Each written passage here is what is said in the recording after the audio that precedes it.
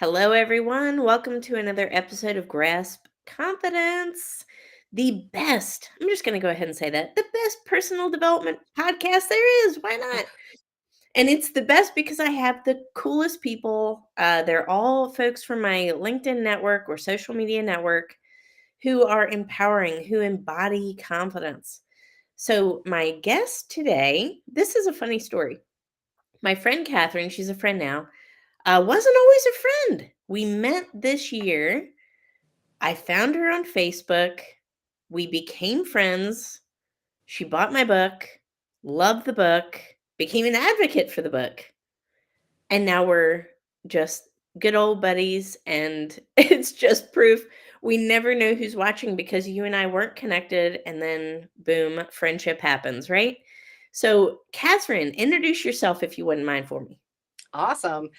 Yeah. And Tara, one thing too I love about our relationship too is that we're constantly supporting each other and advocating for each other, which is such an important, I think, guideline for these days, especially with us women.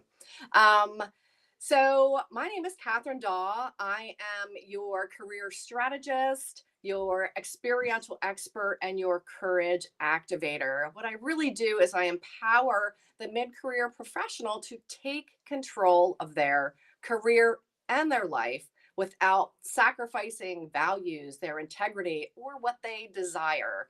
So, really, I think we're here to talk about kind of that connection between confidence and empowerment. Yeah, and knowing that, sometimes it's okay to start over midlife, right? And change the game and try something new. But that always, takes a lot of confidence. And sometimes we don't have that confidence, especially if we're, a little older, we're on a journey, we're not sure, maybe we're changing careers. It's interesting. But it is about having an empowering choice and, like you said, aligning with your values. I thought that was pretty powerful what you said there, and not sacrificing your values, right? Right. And I think that's something really that we're taught, especially if you're of an age. I'm 57, so I've gone through that whole kind of training, societal training process of, I tell you what, I used to believe that work is what we did because we had to, so that we could then enjoy the time that we're not working. That's what I used to believe. And thinking back on it now, I thought, oh my gosh, no wonder I spent so many years in kind of a physical decline because I was constantly choosing against myself, and that, as you know, depletes our confidence, that depletes the trust we have in ourselves, which is key to literally be confident and feel empowered. We shouldn't have to have a life where we take a vacation from it. It's an interesting concept, right? If you feel like you're in a job and you're just, looking forward to Fridays, but then come Sunday afternoon, you start already getting those Monday dreads. And that Monday dread has become such a well-known thing now. I even saw a commercial, I think it was IHOP, it was a couple of months ago, and it incorporated a Monday dread into its marketing promotional campaign. Wow. Yeah, enjoy kind of breakfast there on Sundays to beat the Monday dreads or something like that. Right. Even mainstreaming the Monday dreads even more, and the fact that we're supposed to dread Mondays and it's normal to dread Yes. Mondays going back to whatever your career or job is. Wow, and it doesn't have to be that way. I remember it being that way for myself. I remember on Sunday, actually, I don't know if I could ever totally shut down my brain. I'll be honest, because even if I was on vacation, I was working. But all weekend, I just in a constant, almost like a prison of where it was rumination, rumination, rumination, and I couldn't cut it off like years.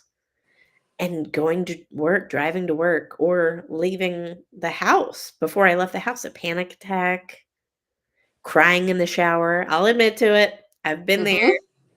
I think we all have to a certain, but it doesn't have to be that way, right? Right. It doesn't have to be that way. And I think that's the key statement right there, is that it doesn't have to be that way. Um, we don't have to continuously choose against ourselves. You know, one of the biggest things that I hear, and I admit I've had those, sliding down the bathroom wall, sitting on the crying on the bathroom floor moments. Absolutely. Like, how can this be my life? How did I get here? Which is not the question. It's not about how we got there. It's okay. We're here. What do we do now? Right. So I think we're taught that work is sacrifice. Well, we don't have to sacrifice. And one of the biggest things I hear is, I need to keep my health insurance. I'm Oh, staying in yeah. this job or this career or this position because I need the health insurance. Well, because you've developed all of these health issues, because you're constantly choosing against yourself, you've developed.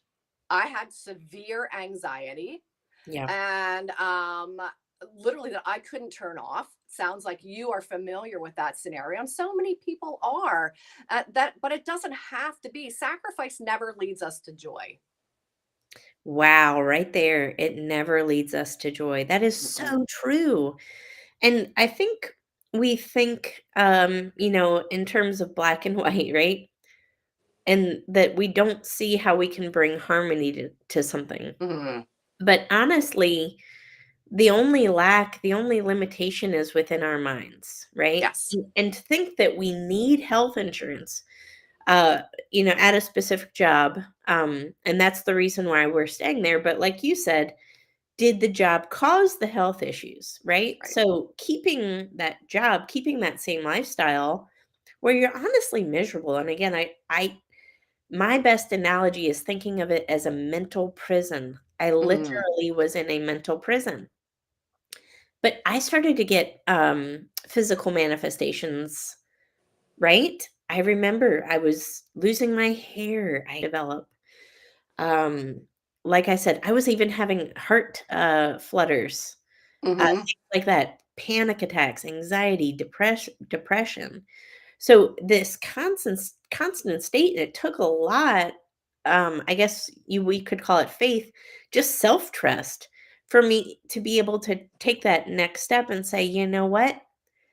I'm quote unquote safe here in a job, but honestly, is it going to lead to happiness in the future? Can I, and how sustainable is it?" You know what? It Right. doesn't sound like either of us were in a very sustainable path, were we? No. No, not at all. And we can always trick ourselves into saying, okay, I can do this. I can do this for a little bit longer. Until I figure it out. Well, God, I spent 2 decades trying to figure it out. And it doesn't work because it keeps us stuck in our head and forcing ourselves to be disconnected from how we're actually feeling. And again, each time you try to rationalize, again, you're up in your head then, as you said, trapped. So you're trapped on that hamster wheel of rationalization and saying, okay, I'm strong enough, I can do this. Well, each time you do that, you're choosing against yourself. Ooh. So if you are on especially long term, you will start. I also developed skin issues. I developed a pelvic floor issue. I developed I think they call it a plum pit here. So that's really from long term choosing against yourself. So what you do is you whittle away at your trust in yourself because you don't trust yourself to choose what's right for you. You don't trust yourself any longer to choose your integrity and your values and your own desires over what you think you're supposed to do, you should do. Sacrifice is noble, no pain, no gain. I don't believe in any of that. I know. All of these things just need to go somewhere, right? It's not the facts. And if we look around the world at the most successful people, let's just use one example. And we're just gonna say a measure of not that a measure of success necessarily is 100% wealth, right? But let's Right. just use that as a measure for sake of argument. If we look around the world at the most successful, wealthiest people, they delegate everything. Mhm. They they have they design their work around their life, not their life around their work, right? So Yes. it's the complete opposite thing. And they go after their passions, they go after their ambitions. I can't even imagine somebody like Elon Musk sitting behind a desk and saying to himself, "I'm here for the health insurance." Right. Can you? I mean, it sounds hilarious, but honestly, it's the case. And how much of his innovation would be completely stifled? The world wouldn't be quite the same Oh, absolutely. if he chose that, and we'll call it a safe route, but honestly, there is no such thing as safe. We could get let go from our quote unquote 9 to 5 corporate jobs at any point in time. It doesn't matter how long you've been at them. There is no such thing as a safety net when you work for somebody else a lot of the times, right? So we have to align with our values. But Hmm. the first step before we align with our values is we have to know what they are, Yes. right? Absolutely. Absolutely. And that's something I didn't learn until later, that that was something I recognized. I knew I was sacrificing myself, but I didn't really understand what that meant. Mm, And I think it was Brene Brown initially for me that really brought that to the floor, that just made it accessible. Oh, I see. Yes, that's absolutely so. What are your values? And as you talk about in the book as well, you've got to have a clear vision.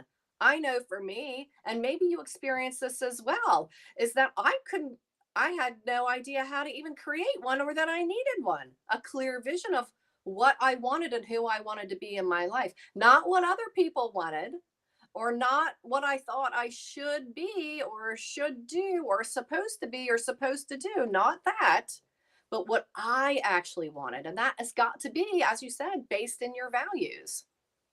anchored, right? Yes, Yes, anchored. Absolutely. anchored. And you know what? If you're working for a company that does not align with your values, there is no forcing. You are always going to be the square peg trying to fit in a round hole. Yes. And what does that cause? It causes friction. Hmm. And anytime you have friction, you get these problems that manifest in you. It can come in the form of, physical ailments. It could come in the Hmm. form of mental health, right? Yes. Anytime you have friction, you really have to first identify who you are, what you believe in, and then you find something else that aligns with that. I think where people, fall short in as far as their careers go is they don't take the time to understand who they are, what they value, what they believe in, what's important to them. And then, like you said, with a vision, they don't have a very good vision, maybe of who they want to become, what they wanna do, what their passions are, and because they don't have that self-alignment first, Hmm. it's really then hard to bring in a third party like a company or a position to align with that. So we're always missing a gear. Yes. It's Yes. fascinating. And I think, it's a common theme, even on so example for example on LinkedIn.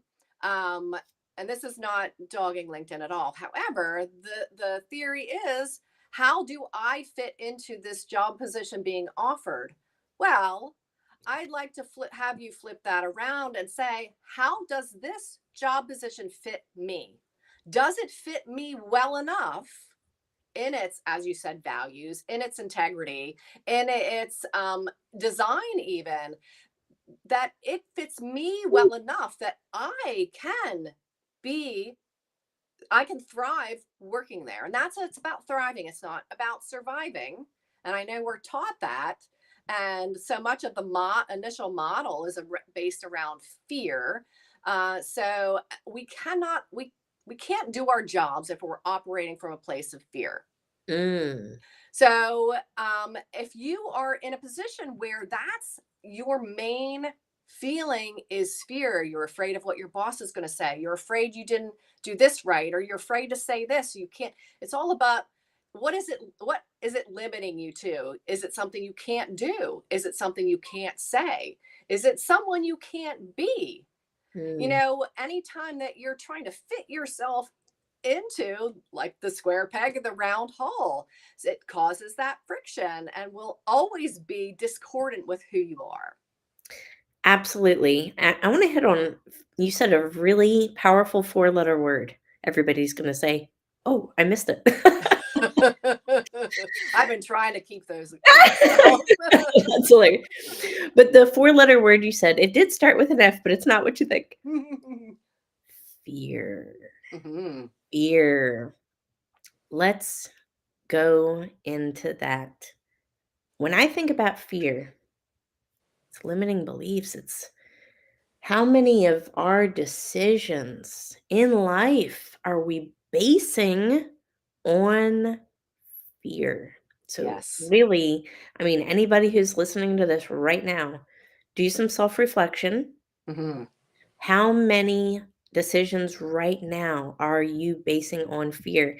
If you're in a relationship that is not suited to you and you're staying in that relationship, why is fear guiding you to stay in that relationship? Same thing with a job, same Yes. thing with friendships, Mhm. same thing with anything. Just let's all be self-reflective because no one's perfect. We all make fear-based decisions. We're human beings. But how many decisions are we making based on fear? And then the weight of those decisions, how big are they? Because if we're in a relationship, that could be really bad for our mental Yes. health, for our physical health, right? If we're in a relationship Yes. based on fear, same thing with a job. That is that, the fear is the quicksand that holds you. Yes. And can take you even further under.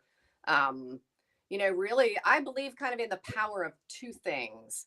So you can either empower yourself or disempower yourself. And anything that you do, you're choosing that actually disempowers you is fear based by nature.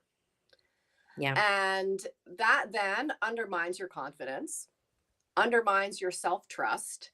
And now it can, as you said, be quicksand and can keep you until you can just really, if you can simplify it into your choice is either going to empower you and move you toward what you want, or it's going to disempower and you move you away from what you want.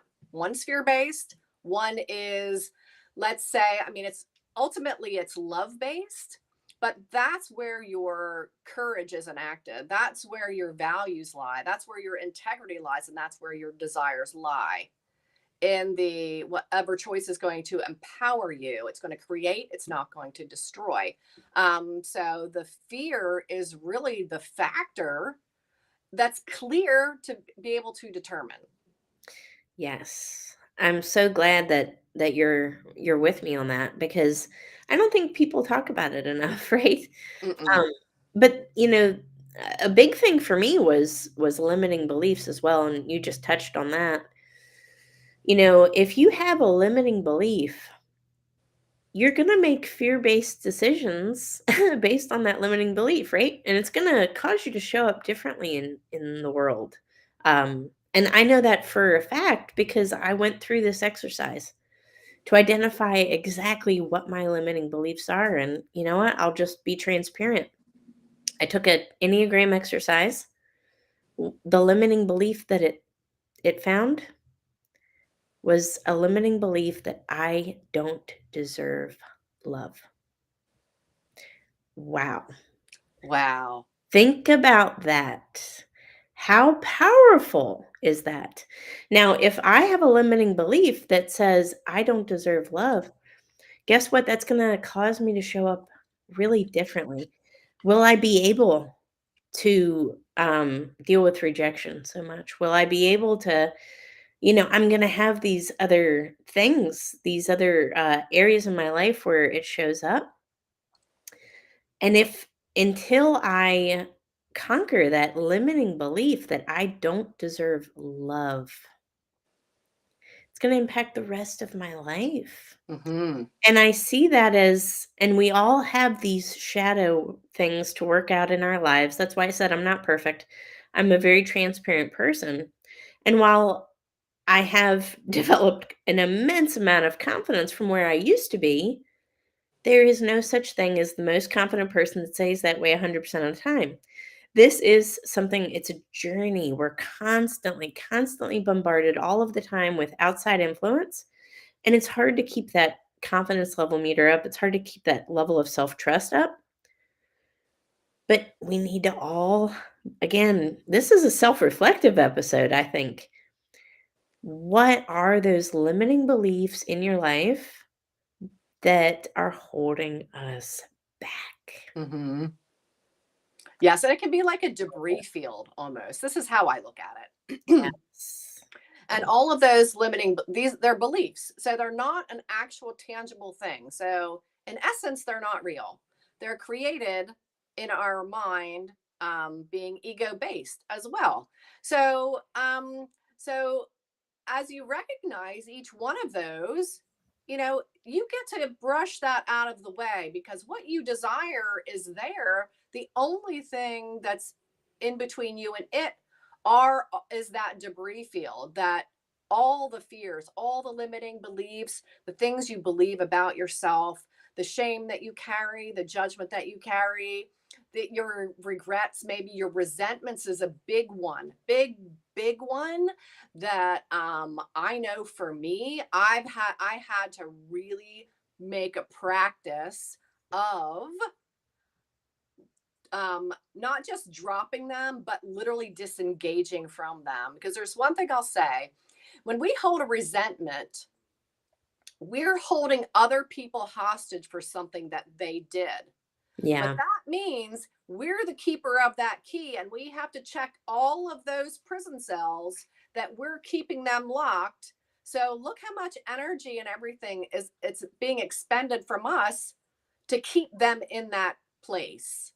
So, we can when we can drop the key and say, you know what, they're living their life, they're learning their own lessons. We don't have a right to keep them from theirs, and we don't have, what I mean, kind of a right to keep ourselves from our own, because that's what happens. Absolutely. A lot of people say forgive and they tell you to forgive. And yeah, absolutely. It's not easy. It takes time. It's a journey. But I have learned the very same lesson. Until we can forgive, it's really hard to move past, right? It's the sludge that keeps us right where we are. In a way, Yes. we always have a foot in the past, and we're Yes. constantly reliving the past if we cannot forgive. So the best thing you can do is to forgive. And I have found just gratitude practices have helped me overcome that, to forgive my past, Hmm. and to forgive others that have hurt me.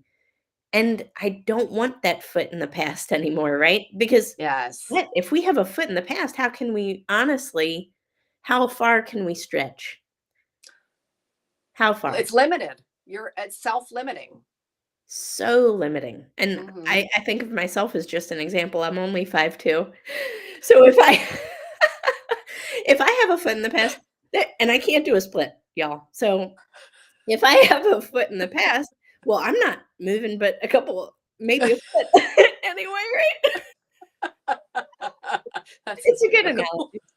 But it's great. It simplifies it, though, to literally make a really clear point, because Yeah. it's true. I always say that, again, I believe in the power of two things.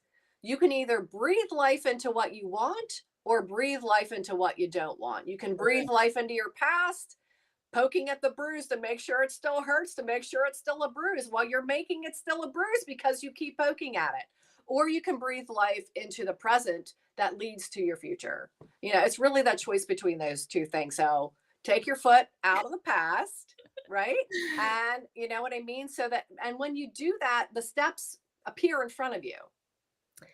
Ooh, you know what? I have found that exact thing. Hmm. You just, again, so much gold here. The steps appear in front of you. Hmm. It is honest to God so true.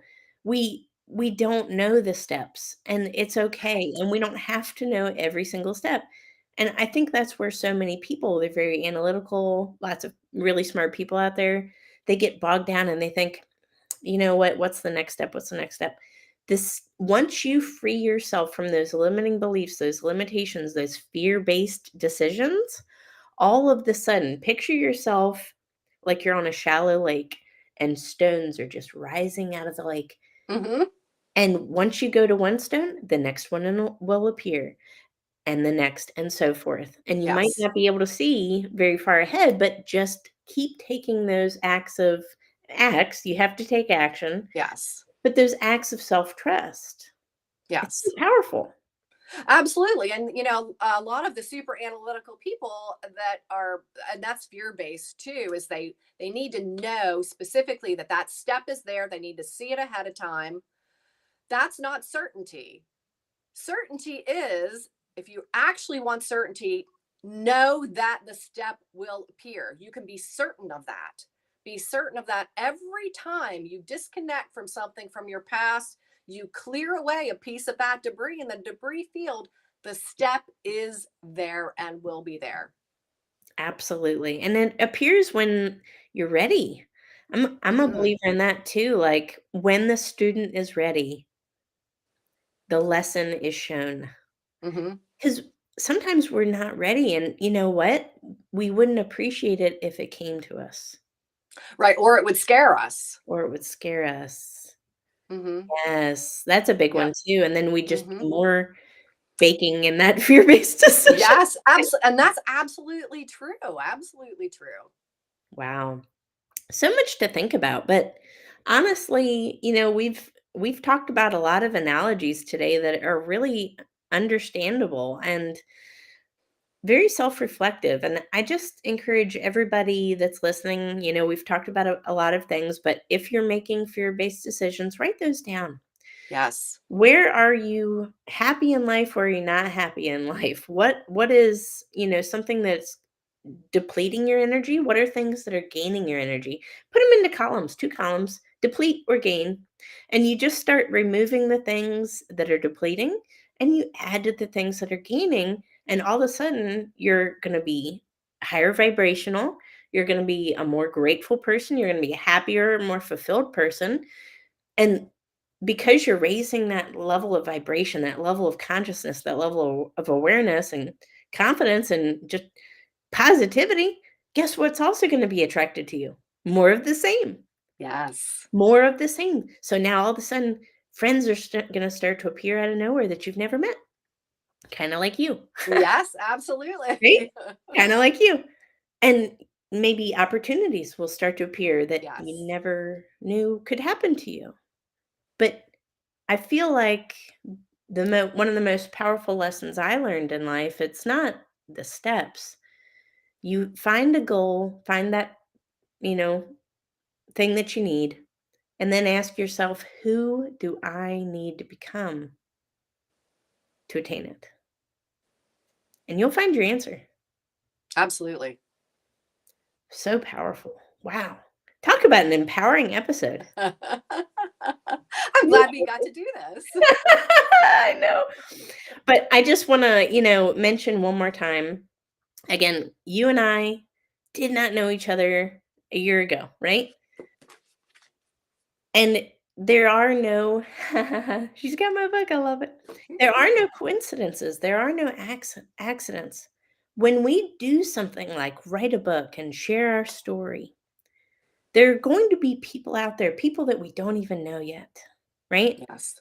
That we need to meet at a specific time for a specific reason when we are specifically ready. And you know what? That alignment happens and people Yes. find each other. And this is how we connect. And it does take some confidence. It does take us changing our patterns and behavior. It does take, removing limiting beliefs and reducing fear-based decisions. But you start doing that, your life is gonna change. Don't you think, Heather? Oh, absolutely. And this is, you don't have to be afraid of this change. We talk about comfort zones. Well, they're not comfortable. Who are we kidding? They're not, and everything that you want and desire is on the other side of that. So, you can start acting today as with self-reflection. And that's, we gave you a lot to work with here today as well. And I encourage you to buy Tara's book too, because that is a huge help as well. Yes, thank you. And thank you for everybody who tuned in today. Don't forget to tell your friends about Grasp Confidence Podcast. Leave us a review. We love hearing from our fans. We want to see reviews. We want to see comments. What was your favorite episode, right? What were your favorite tips from this episode? Let us know. And we want to ultimately deliver very valuable content that helps a lot of people. So again, tell your friends, spread the word, Grasp Confidence Podcast. But thank you so much for being on the show today, Catherine. I just appreciate you, my friend. Thank you, Tara. It's been an honor and always a pleasure to, be in your community, a part of your community. Oh, I appreciate that. Thank you so much for everyone who tuned in today.